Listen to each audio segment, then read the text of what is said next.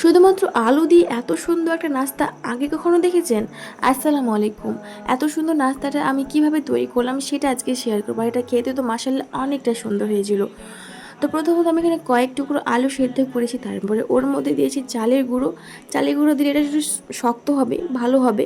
তারপর দিয়েছি 2 চা চামচ ময়দা, তারপর দিয়েছি লঙ্কা, লবণ, হলুদ গুঁড়ো, ব্যাস এইটুকু হলেই হয়ে যাবে। আর বেশি কিচ্ছু লাগবে না, এইটুকু দিলেই হয়ে যাবে।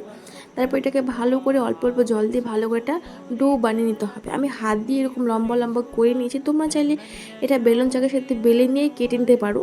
যাই হোক, যা যেটা পছন্দ আমি এরকম করে নিয়েছি। তারপর দেখো, গ্যাসে কড়াইটা বসে তেলটা আমি আগে থেকে গরম করে নিয়েছি।